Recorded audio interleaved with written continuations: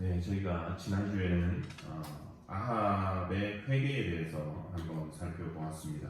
그 회개가 온전한 회개가 아니라 반쪽짜리였음을 살펴보았습니다. 아합만 회개할 것이 아니라 이세벨도 회개를 해야 했었다. 그래서 영향을 주고받는 것을 보니까 악한 이세벨은 아합한테 영향을 주는데 아합은 전혀 이세벨한테 영향을 주지 못하는 그런 안타까운 모습을 살펴보았었습니다. 오늘 말씀은 이 아합이 길르앗 라못이라고 하는 곳으로 그 땅을 되찾기 위해서 아람과의 전쟁을 준비하면서 선지자들에게 이 전쟁의 가부를 묻는 그런 이야기입니다. 이 배경을 잠깐 말씀을 드리자면 저희가 물론 성경을 읽어왔지만 한 두어 장 앞에서 이스라엘이 아람과의 전쟁에서 승리를 했습니다. 그리고 이 아람 왕 베나닷이 죽을 뻔했지만 이 아합 왕이 살려줬습니다. 이때 조건은 조건이라고 해야 될지 아니면 보상이라고 해야 될지 아람의 수도 다메섹에다가 아합 왕의 이름을 따서 거리를 만드는 것, 그리고 이스라엘이 예전에 전쟁에서 뺏겼던 땅을 돌려받는 것, 이렇게 조약을 맺고 풀어줬습니다. 아마도 길르앗 라못이라고 하는 땅도 그 상목들 중에 하나였던 것 같습니다. 그러니까 지도를 보시면 이스라엘 서북쪽입니다. 이렇게 지도가 있으면 서북쪽, 그리고 그 북쪽으로 올라가면 아람 땅이 있고 다메섹이 나오고 그 위로 올라가면 이제 아수르라고 하는 거대한 나라가 있었죠. 근데 이 땅을 3년이 지나도 돌려받지를 못하니까 아합 왕이 더 이상 나는 못 기다리겠다. 한번 전쟁을 해서 그 땅을 차지하자 이러는 것입니다.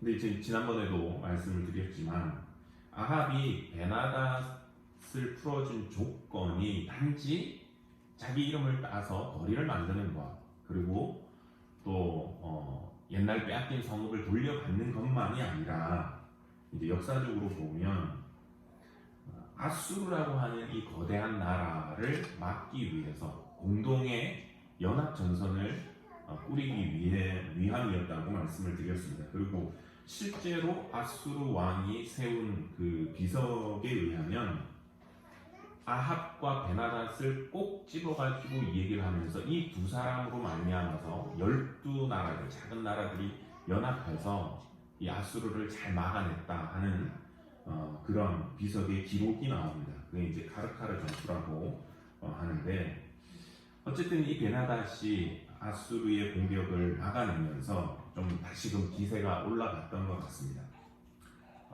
전쟁에서 이스라엘과의 전쟁에서 계속 도망갈 때는 그랬지만 이제는 다시 아합하고 한번 붙어도 내가 충분하겠다 이렇게 이제 생각이 들었던 것 같습니다. 그러니까 이제 땅을 돌려준다고 했는 것도 이제 차일 피를 미루면서 돌려주지 않았던 거죠. 그러니까 아합이 3절에 나오는 것처럼 길르앗 라못은 본래 우리의 것인 줄을 너희가 알지 못하느냐, 우리가 어찌 아람의 왕의 손에서 도로 찾지 아니하고 잠잠히 있으리요, 이렇게 말하면서 이제 그 땅을 내가 다시 찾아야 되겠다 이렇게 나오는 거죠.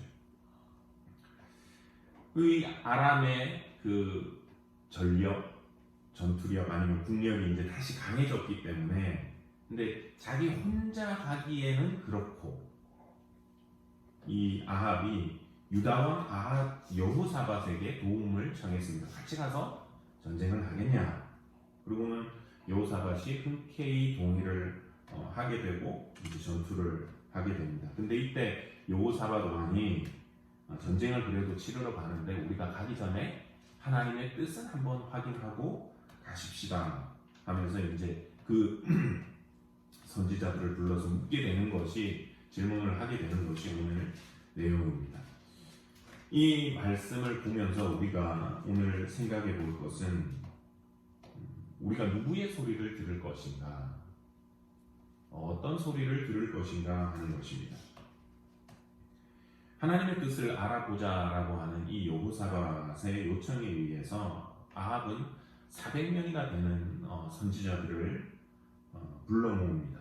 그리고는 대답을 해주는데 이 대답이 모두 다 동일하게 하나님께서 승리하게 하실 거니까 걱정하지 말고 올라가서 승리를 취하십시오 라고 하는 대답들이었습니다. 6절입니다. 그들이 이르되 올라가소서 주께서 그 성읍을 왕의 손에 넘기시리이다. 한 가지 재미있는 것은 요 이전까지만 하더라도 이세벨의 그 서슬퍼런 탄압 아래에 있었는데 어떻게 이 하나님의 선지자들이 이렇게 또 400명 이상이나 남아 있었는지 모르겠습니다. 물론 이제 하나님께서 엘리야에게 말씀하시기도 하셨죠. 바알에게 무릎 꿇지 않은 사람들 7천을 남겨두겠다. 또 어떻게 이들이 이렇게 금방 모였는지 모르겠지만 어쨌든 하나님께 묻자고 했는데 선지자들, 하나님의 선지자들이라고는 하진 않았지만 선지자들을 모았으니까 하나님의 선지자들이 겠지요. 모두가 다 동일하게 승리할 것입니다 하는 좋은 메시지를 냈습니다. 그 중에서 또 한 명은 11절에 보시면 이렇게 또 말을 했습니다.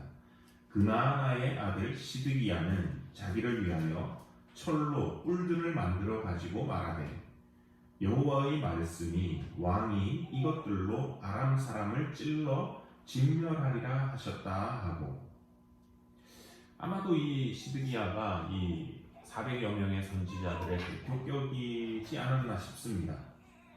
이 400여 명의 선지자들 앞에서 아합 왕의 마음에 쏙 드는 그 승리의 예언을 했습니다. 그리고는 더더군다나 시청각 교보제까지 사용하면서 철로 뿔을 만들어 가지고 막 흉내를 내면서 이 뿔들이 사람을 치는 것처럼 당신의 적들을 물리칠 것입니다. 여러분들이 이제 예언서를 읽어보시면 예언자가 하나님의 말씀을 예언을 하는데 말로만 하는 것이 아니라 때때로 행동을 보여주기도 합니다. 저희가 그것을 이제 상징행위라고 하는데요. 예를 들면 예레미야가 나중에 바벨론에게 우리가 항복해야 된다. 바벨론 왕의 멍에를 짊어지게 될 것입니다. 이러면서 이제 멍에를 만들어서 자기가 이렇게 짊어지고 예언을 하죠. 그런 이제 구체적인 행동으로 좀 보여주는 것, 그런 행동들을 통해서 예언을 하기도 했습니다.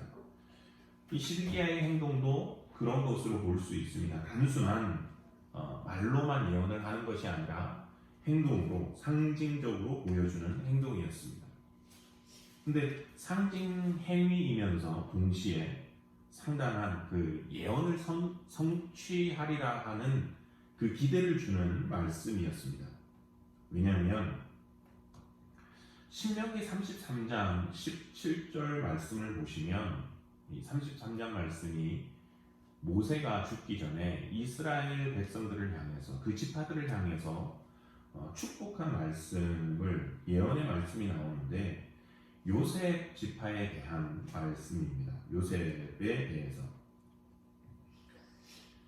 그는 첫 수송아지 같이 위엄이 있으니 그 뿔이 들소의 뿔 같도다.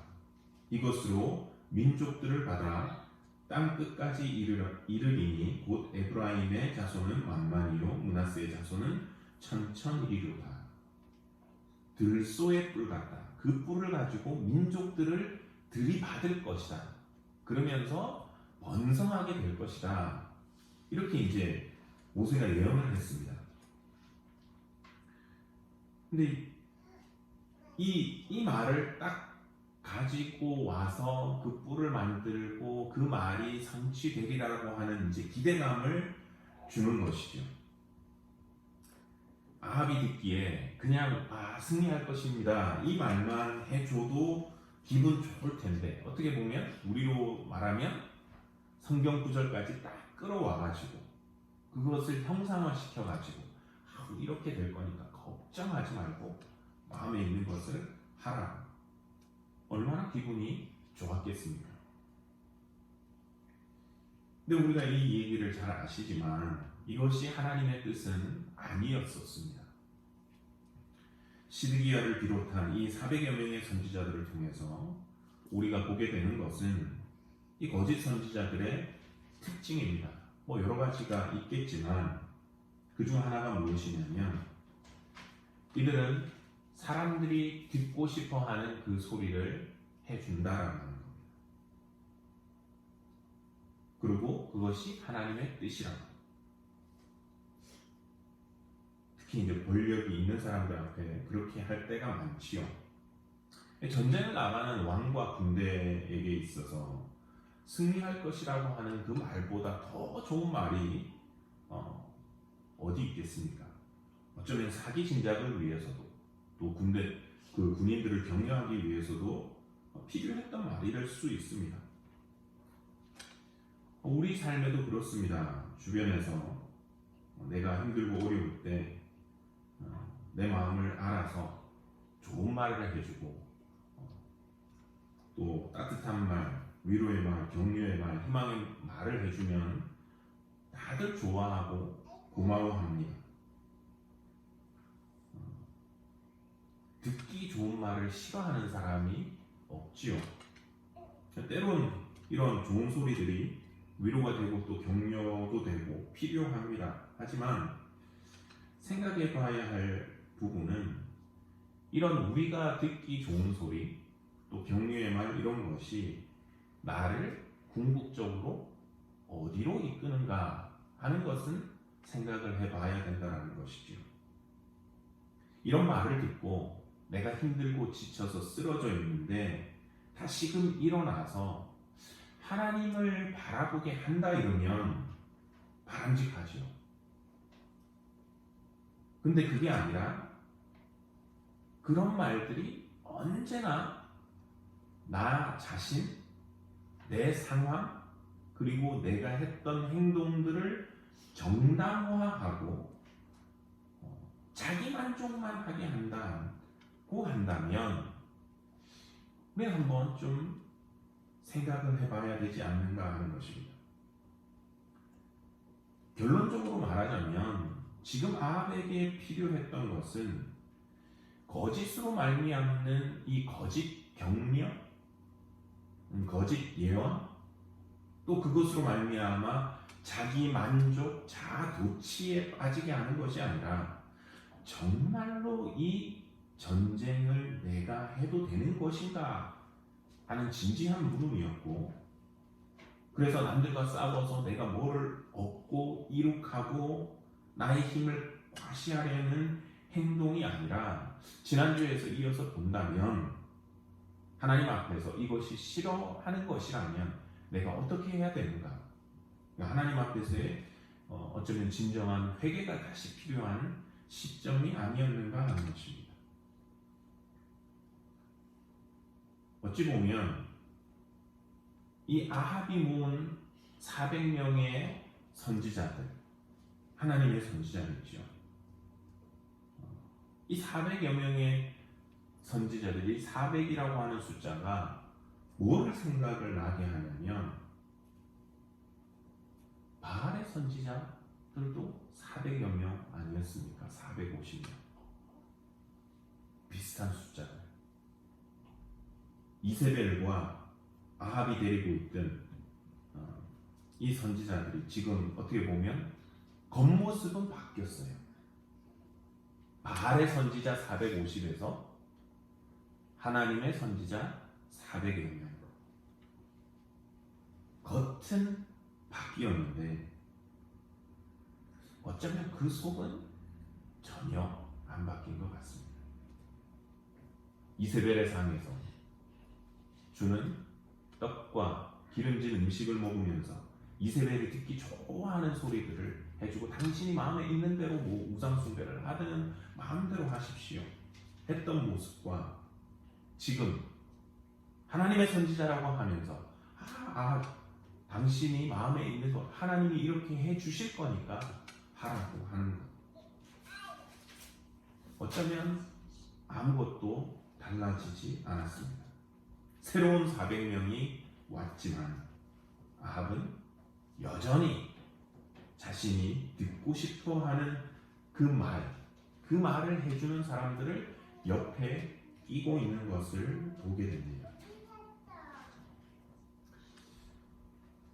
지금 우리의 모습은 어떤지 모르겠습니다. 하나님은 그저 내가 듣고 싶어하는 말씀만 해주시는 분, 그 말씀만 해주시면 오케이, 내가 하려고 하는 행동 어프로브 해주시는 분, 그래야 되는 분, 그렇게 생각하면서 살고 있지는 않은지, 하나님의 말씀은 내가 듣고 싶은 그 말일 때만 은혜로운 말씀, 바른 말씀, 오늘 참 좋았어, 우리가 이렇게 하나님의 말씀을 대할 때도 그렇게 골라서만 듣지는 않는지 한번 좀 우리가 돌아볼 수 있으면 좋겠습니다.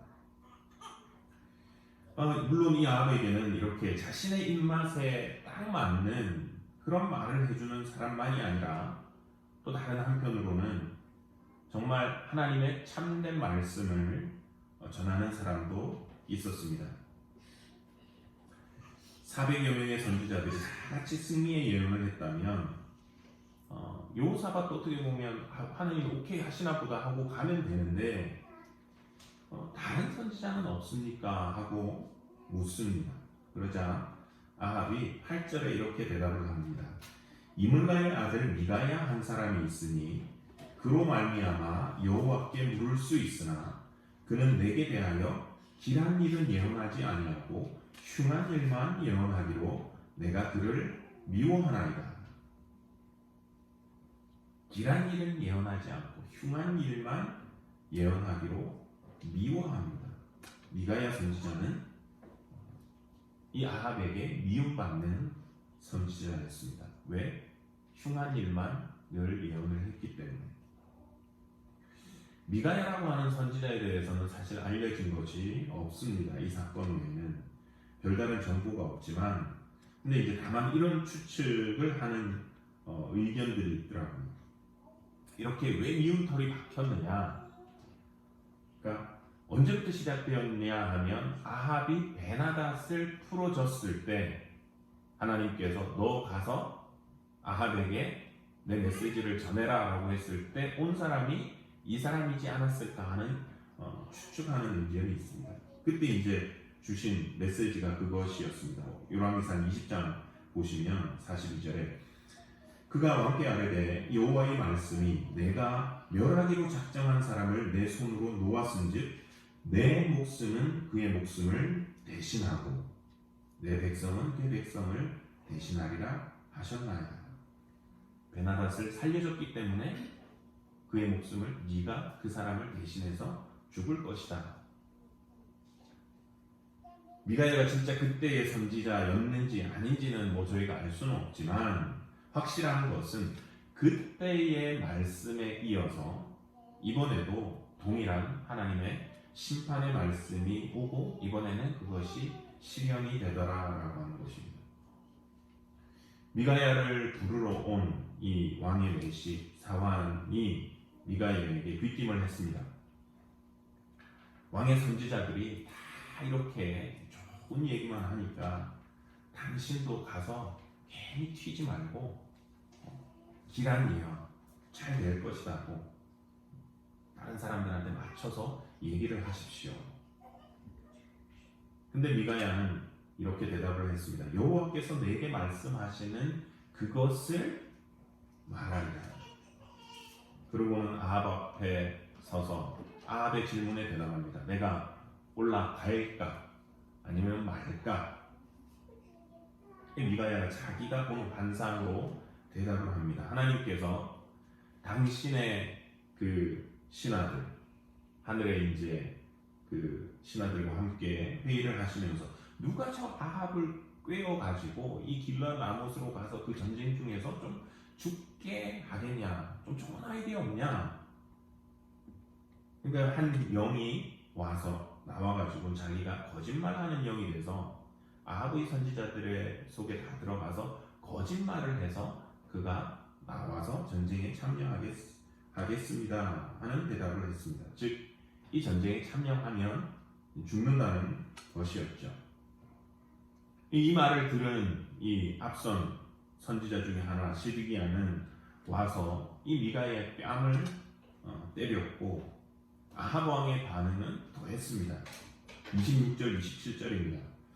이스라엘의 왕이 이르되 미가야를 잡아 성주 아문과 왕자 요아스에게로 끌고 돌아가서 말하기를 왕의 말씀이 이놈을 옥에 가두고 내가 평안히 돌아올 때까지 고생의 떡과 고생의 물을 먹이라 하였다 하라. 이놈을 옥에 가두고, 성경에 이렇게까지 과격하게 표현이 된 적은 없는 것 같습니다. 400명의 예언과는 너무나 다른 반대의 예언이었고 결과가 비참했기 때문에 기분이 나빠서 그랬는지 모르겠지만 선지자에게 이놈이라고 하는 표현도 쓰고 또 감옥에 가두고 고생을 시킵니다. 근데 그 결말은 어땠느냐?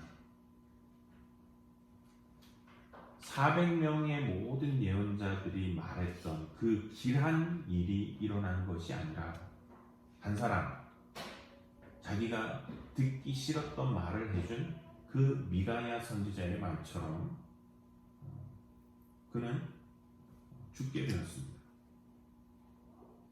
만약 지난주에 저희가 봤던 대로 아합이 엘리야를 통한 그 말씀에 겸손히 회개했던 것처럼 오늘도 미가야를 통한 하나님의 말씀에 그가 내가 이러면 안 되는구나, 가면 안 되는구나, 하나님 그러면 어떻게 하면 되겠습니까? 묻고 그가 겸손히 낮아지고 또 회개했다면 엘리야를 통해서도 하나님께서 심판을 말씀하셨다가 회개했을 때 뜻을 돌이키셨던 그 하나님께서 이번에도 역시 동일하게 은혜를 베푸시지 않으셨을까 우리는 생각해 보게 됩니다. 안타까운 게 이것입니다. 왜 흉한 일을 미가야가 예언을 했느냐? 아합에게 잘못이 있으니까. 그래서 하나님께서 그 뜻을 세우셨기 때문에 그렇습니다. 400명의 선지자들 이야기는 자기를 기쁘게 해줬는데 미가야의 예언은 내가 기분이 나빠서 듣기가 싫은 겁니다.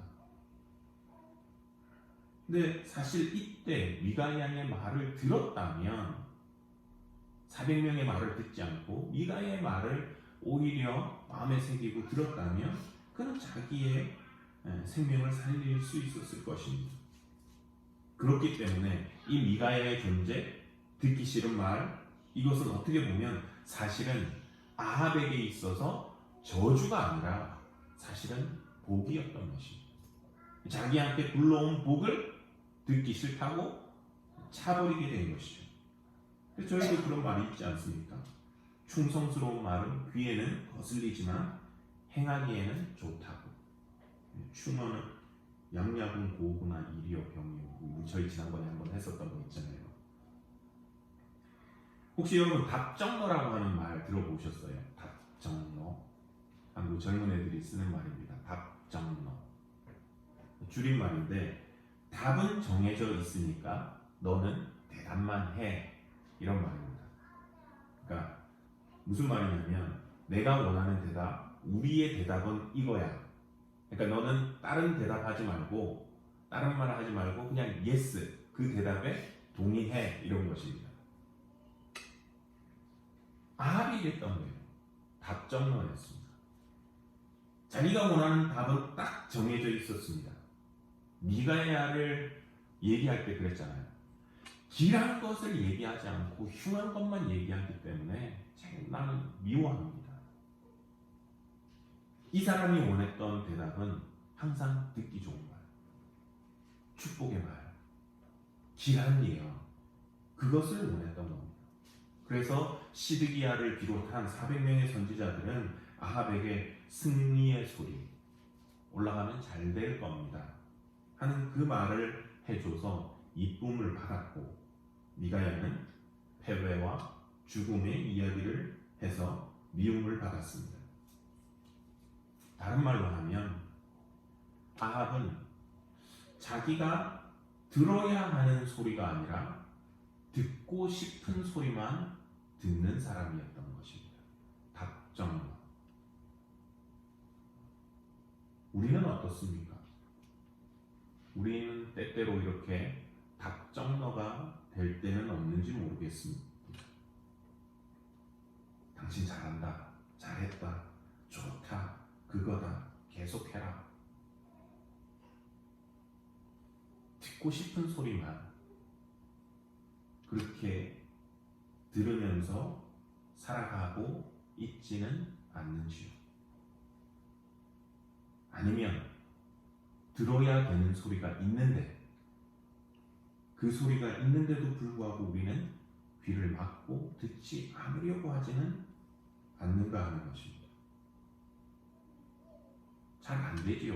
사실 저희들한테 좋은 소리를 해줄 때 저희 귀가 더 잘 열립니다. 그렇기 때문에 저희가 노력해야 될 것 같습니다. 워낙에 저희들의 신앙과 삶이 듣고 싶은 소리만 듣는 것이 아니라 우리가 들어야 되는 하나님의 그 음성을 들을 수 있는 저희들의 심령이 되기를 원합니다. 근데 이렇게 들어야 되는 소리를 듣지 못할 때에 어떤 일이 일어나느냐? 아합의 경우 마지막 결론은 죽음이었습니다. 하나님의 심판이었지요. 근데 하나님께서 우리를 어떻게 보시는지 말씀 속에 묵상을 하다 보니까 또 하나 깨닫게 되어졌습니다. 17절 말씀입니다. 그가 이르되, 미가야가 이르되, 내가 보니 온 이스라엘이 목자 없는 양같이 산에 흩어졌는데 여호와의 말씀이 이 무리에게 주인이 없으니 각각 평안히 자기의 집으로 돌아갈 것이니라 하셨나이다. 목자 없는 양같이 이 무리에게 주인이 없으니, 미가야가 보니까 이스라엘의 모습이 그렇더라는 겁니다. 목자 없는 양처럼 방황하고 희망도 없고 주인이 없는 무리, 버려진 무리. 겉으로 보기엔 여러분 지금 보세요. 아합은 이스라엘에서 거의 최고의 그 정치력을 가졌던 임금이었습니다. 나라의 왕으로서 지금 두 눈 시퍼렇게 뜨고 정치적인 리더로서 잘하고 목자처럼 자기가 왕인데, 근데 내가 원하는 답, 그것 외에 하나님의 말씀을 들을 줄 모르는 리더에 대해서 하나님은 뭐라고 말씀을 하시냐면, 그 사람은 내 목자가 아니다. 존재하지 않는 인물이 되어져 있는 것입니다. 우리 삶이 이런 모습으로 되지는 않는지 한번 돌아볼 수 있으면 좋겠습니다. 하나님의 말씀을 들어도 사실은 듣지 못하는 상태. 겉으로는 리더가 되고 리더로 있는데 실제로는 리더가 아닌, 하나님 앞에 인정받지 못하는 그런 상태는 아닌지. 우리 교회는 그렇지 않지요. 그러면 큰일 나지요. 좋은 리더들이 많이 계시니까. 가정은 어떻습니까? 가정. 우리 집의 가장은 버젓이 누가 존재를 하는데, 하나님 보실 때 니네 집에 영적 가장은 없다 하시지는 않는지. 목장은 어떻습니까?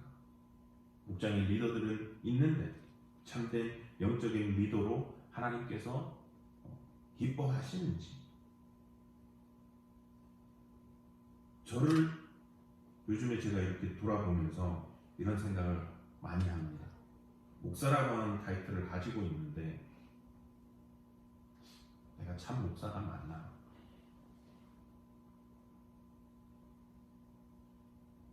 우리가 하나님의 말씀을 들을 때, 대할 때 답정너로 살지 않기를 소망해 봅니다.